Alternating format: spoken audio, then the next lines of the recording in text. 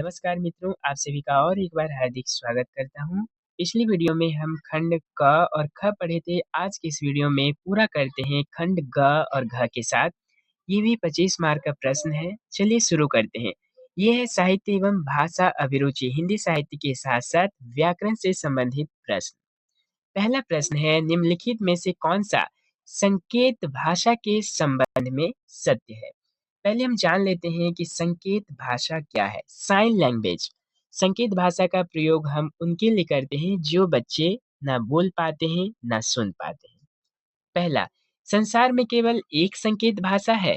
केवल जहाँ पे प्रयोग हो वो गलत होगा। केवल एक संकेत भाषा नहीं है। संकेत भाषा प्राकृतिक भाषा है। प्राकृतिक रूप से क्या समाज में विकसित होती हैं? नहीं, ये मानवीकृत भाषा है। मानव ने ही मानव को समझाने के लिए, उनके भावों को व्यक्त करने के लिए संकेत भाषा का इस्तेमाल किया है। संकेत भाषा प्राकृतिक भाषा नहीं है। हाँ, प्राकृतिक भाषा भी नहीं है। संकेत भाषा भाव भंगिमाओं का समूह है। जी हाँ, ये भाव को, विचारों को व्यक्त करने का एक समूह है संकेत भाषा। इसका सही आंसर होगा घ। मैथिली के सुप्रसिद्ध कवि कौन है? मैथिली के सुप्रसिद्ध कवि हैं भिखारी दास, नहीं, रामधारी सिंह दिनकर, नागार्जुन, विद्यापति। इसका सही आंसर होगा विद्यापति। मैथिली के सुप्रसिद्ध कवि हैं और विद्यापति जी को मैथिल कोकिल के नाम से भी जाना जाता है। अब आगे बढ़ते हैं। कामायनी महाकाव्य की भाषा क्या है? कामायनी महाकाव्य की भाषा है खड़ी बोली। रामचरितमानस किस काल की रचना है? रामचरितमानस रीतिकाल, भक्तिकाल, आधुनिक काल, आदिकाल। ये बहुत सरल प्रश्न है। रामचरितमानस जो है भक्ति काल की रचना है और ये रचना अवधी भाषा में लिखी गई थी तुलसीदास जी के द्वारा। निम्नलिखित में से हिंदी में कितने वर्ण हैं? निम्नलिखित में से हिंदी में इस यानी ऑप्शन के अनुसार हिंदी में 46 वर्ण हैं। कितने वर्ण हैं? हिंदी में 46 वर्ण हैं। जिनका उच्चारण स्वतंत्र रूप से किया जा सके उन्हें क्या कहते हैं? स्वतंत्र रूप से यानी कि बिना किसी सहायता से। उन्हें व्यंजन कहते हैं? नहीं, व्यंजन में फेफड़ों से आने वाली हवा अवाद गति से नहीं निकलती है। लिपि नहीं। भाषा कहते हैं? नहीं। जिनका उच्चारण स्वतंत्र रूप से किया जा सके उन्हें स्वर कहते हैं। स्वर का उच्चारण बिना किसी सहायता से यानी बिना किसी व्यंजन के सहायता से स्वर के जब उच्चारण करते हैं तो फेफड़ों से आने वाली हवा बिना रोक टोक के बाहर निकलती हैं और स्वर का स्वतंत्र रूप से उच्चारण कर सकते हैं। अनुस्वार का प्रयोग कहाँ पे हुआ है? ये ध्यान से देखिएगा।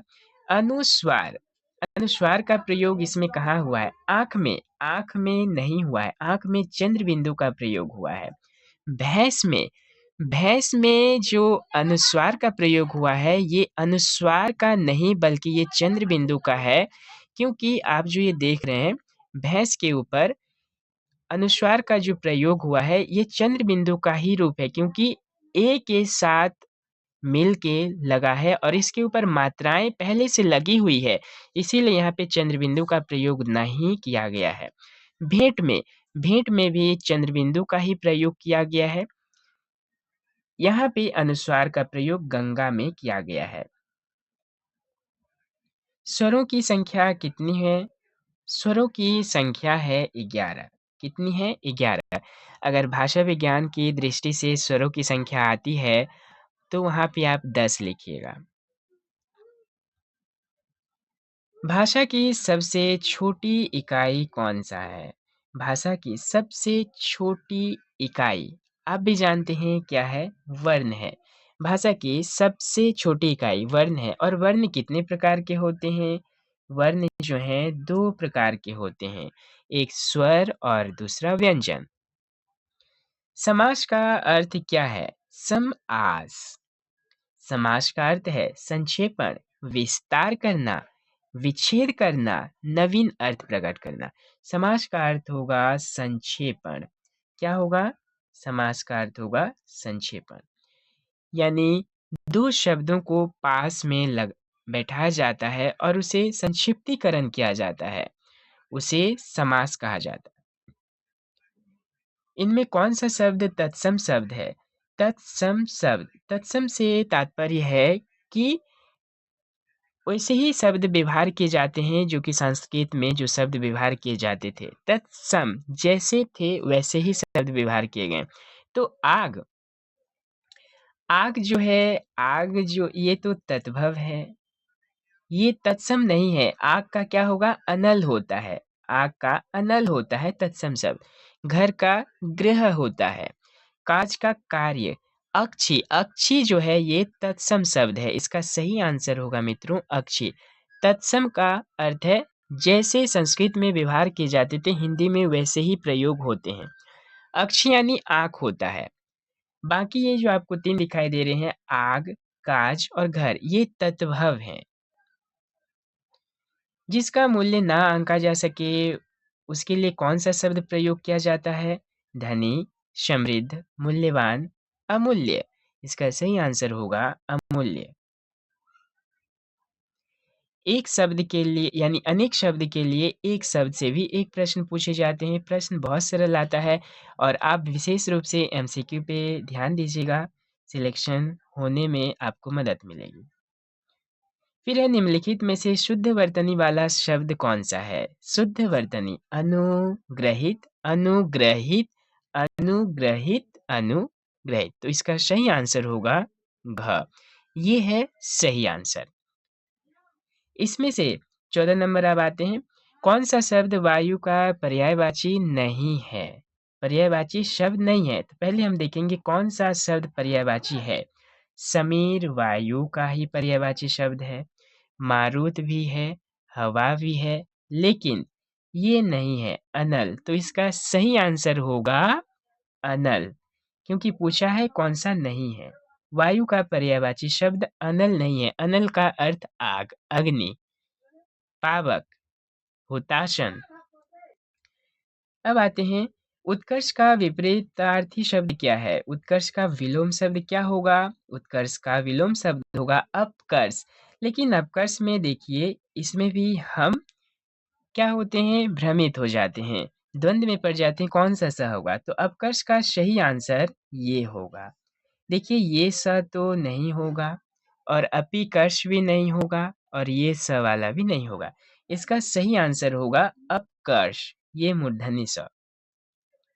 इसीलिए क्वेश्चन बहुत सरल आता है और थोड़ा-सा हमें अच्छे से ध्यानपूर्वक करना पड़ता है और आप लोग ध्यान से कीजिएगा, समय 3 घंटे मिलते हैं, हड़बड़ाने की कोई बात नहीं है।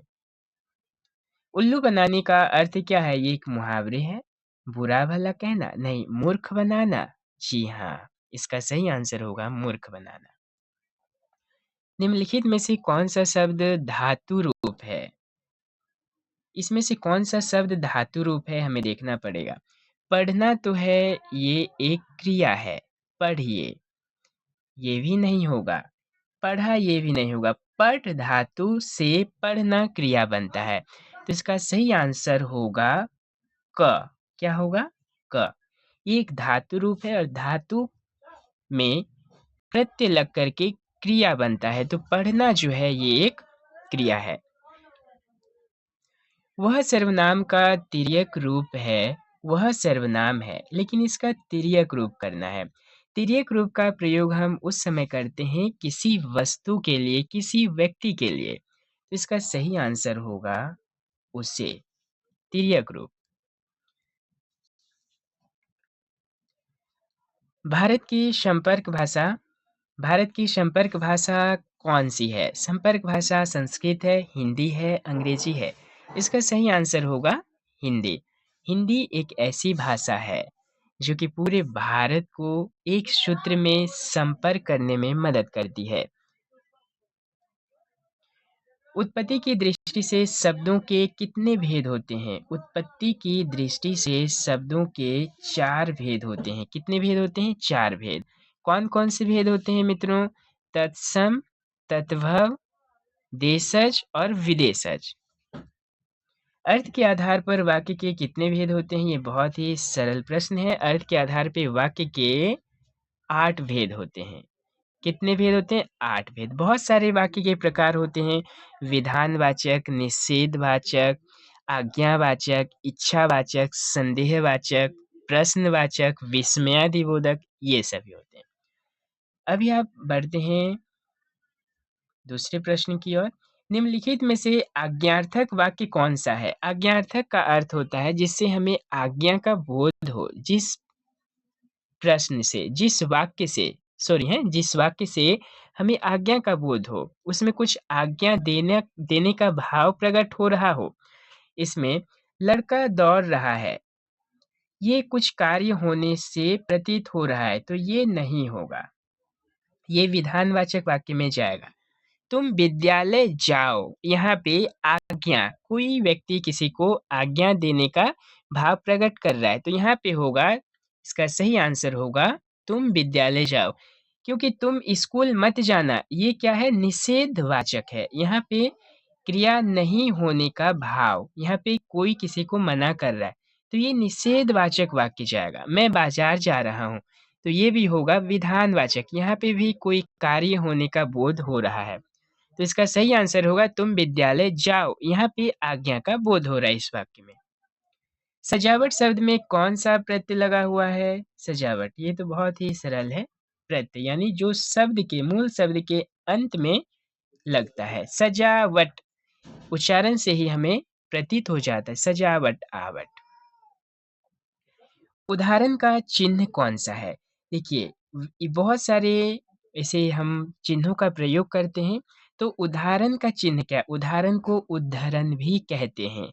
क्या कहते हैं? उदाहरण को उद्धरण भी कहा जाता है और इसमें से कौन-कौन से चिन्ह हैं? देखते हैं।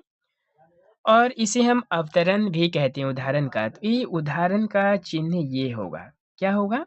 ये ग नंबर, क्योंकि क नंबर जो है ये विस्मयादि बोधक चिन्ह है। किसी के विस्मय यानी कोई वाक्य में विस्मयादि बोधक का अगर बोध होता है तो वहाँ पे ये चिन्ह का हम प्रयोग करते हैं, विस्मय होने का। ख जो आप देख रहे हैं ये संयोजक का है, तो ये भी नहीं होगा, संयोजक चिन्ह है।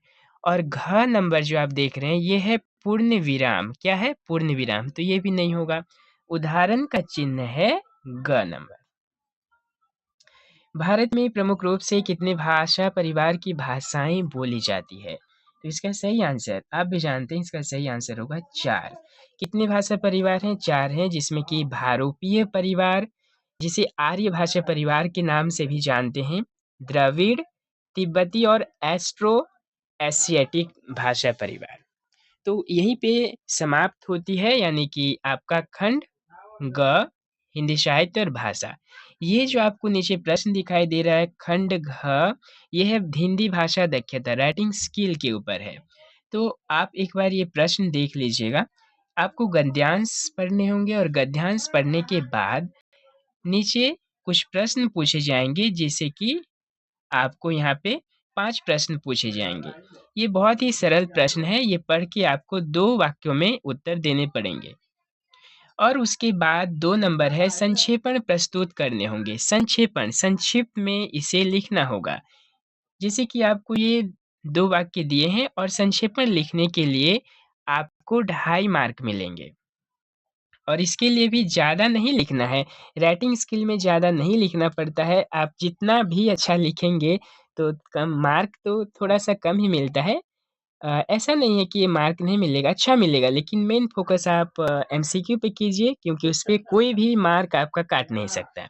और निम्नलिखित का भाव पल्लवन कीजिए, ये भी ज़रूरी है, बहुत ज़रूरी है। भाव पल्लवन में भी आपको 2.5 मार्क मिलेंगे और इसमें भी आपको 3 से 4 लाइन ही लिखने हैं। जैसे आत्मचिंतन ही समाज के विकास की पहली सीढ़ी है। तो आत्मचिंतन जब हम स्वयं चिंतन करेंगे, इसे थोड़ा-सा विस्तार पूर्वक लिखना है। इसमें आप किसी का नाम नहीं लिखेंगे, यानी अन्य पुरुष में आपको भाव पल्लवन करने होंगे। अन्य पुरुष में जैसे कि किसी का नाम यहाँ पे आपको मेंशन नहीं करना है। आत्मचिंतन जब हम स्वयं सोचेंगे तभी हम अपने परिवार, अपने समाज और अपने देश की उन्नति में अपनी भागीदारी सुनिश्चित कर सकते हैं और देश के विकास के लिए हम अपना योगदान दे सकते हैं। इसीलिए कहा गया है कि आत्मचिंतन ही समाज के विकास की पहली सीढ़ी है। हम स्वयं बढ़ेंगे, उसके बाद परिवार, समाज और देश सभी उन्नति के पथ पर अग्रसर होगा। इस तरह से लिखने हैं। और अंत में एक विषय पर 100 शब्दों में आपको निबंध लिखना है। यहाँ पे 4 ऑप्शन दिए रहेंगे। ये हिंदी का अंतर्राष्ट्रीय स्वरूप जो है हर बार आता है, इस पर आप पढ़ लीजिएगा निबंध। आतंकवाद की समस्या, जनसंख्या विस्फोट, पर्यावरण प्रदूषण। ये और आपको बता दूँ 100 शब्दों में 100 शब्द यानी एक में अगर 10 शब्द भी लिखते हैं एक वाक्य में तो 10 लाइन। ज़्यादा आपको यहाँ पे जगह नहीं दी जाएगी, देख सकते हैं। बस 1 पेज ही है। तो इस तरह जब आप निबंध लिखते हैं तो सबसे पहले आप प्रस्तावना लिखेंगे, भूमिका लिखेंगे और उसके बाद कुछ मुख्य बिंदुओं को दर्शाते हुए निष्कर्ष पर पहुँचेंगे। मुख्य बिंदु यानी आप जिस पर लिखना चाहते हैं, उसे आप कितने भागों में बाँटना चाहते हैं, उसके मुख्य बिंदु क्या हैं, उससे हानि, उससे लाभ, उससे प्रभाव, उसका दुष्प्रभाव। इस तरह से लिखते हुए अंत में आपको उपसंहार लिखना है। इस तरह से लिखिएगा। तो अब अगले वीडियो में मिलते हैं नई जानकारी के साथ। अगर आपके मन में कुछ डाउट है तो बेझिझक कमेंट करके बताइए और अगर आप मेरे चैनल पर नए हैं मित्रों सब्सक्राइब ज़रूर करें ताकि आप अपडेट रह सकिएगा और अच्छे से तैयारी कर सकेंगे। आपको एग्ज़ाम के लिए ढेर सारी शुभकामनाएँ। नमस्कार।